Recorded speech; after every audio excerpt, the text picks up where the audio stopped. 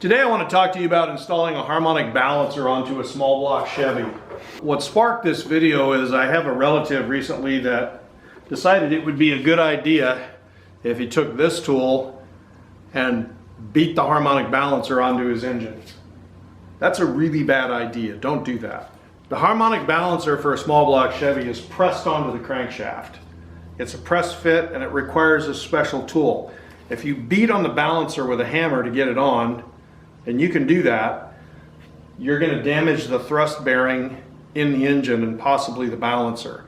Don't ever do that. This is a harmonic balancer installation tool. You can rent this at pretty much any parts store, and it makes it very simple to put this on. I'll show you how we set this up and how we put this balancer on.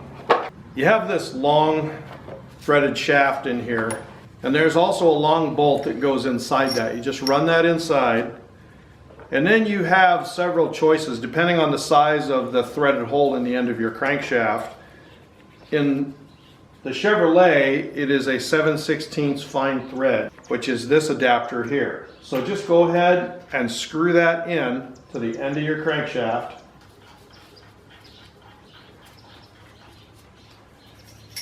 And it has a hole in the center that accepts this long bolt here. It threads in there. But what you want to do is you want to go ahead and put that bolt through this larger threaded part of the puller.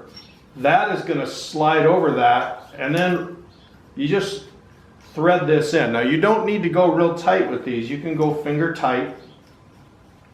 So you run this down till it's just finger tight, and you just snug that up against the end of the crankshaft. Now the puller set has a cushion bearing that is going to go over there, and then the nut goes on there, but you have to put your balancer on there first. So take your balancer. Now this is just an old worn out balancer. I'm using it for demonstration purposes. It's actually not going to stay with this motor. We're putting this engine together just so we can store it. It's a good rebuildable engine. So we're just going to go ahead and put the balancer on here just to store it for now. We'll pull it off and probably throw it away later. We want to save it so we can match that up when we go ahead and actually rebuild this engine. Put your bearing on, and then your threaded nut goes on there. Just run the threaded nut all the way down up against the bearing.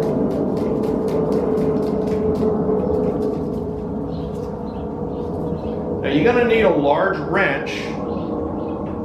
I have a crescent wrench that I use, and you're just going to run that in. So we take our large wrench on this nut.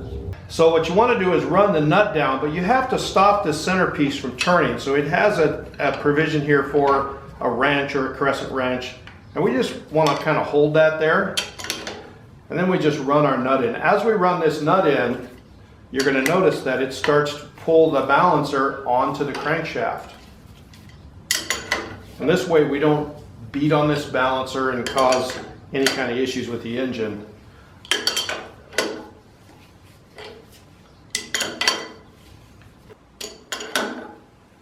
Then once that balancer gets up to where it's flush against the crankshaft, it will stop dead.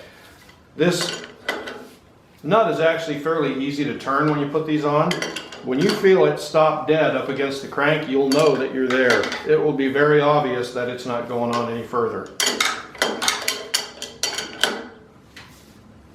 Okay, right there, that thing stopped dead up against the crankshaft. If I push down on it, it doesn't want to turn.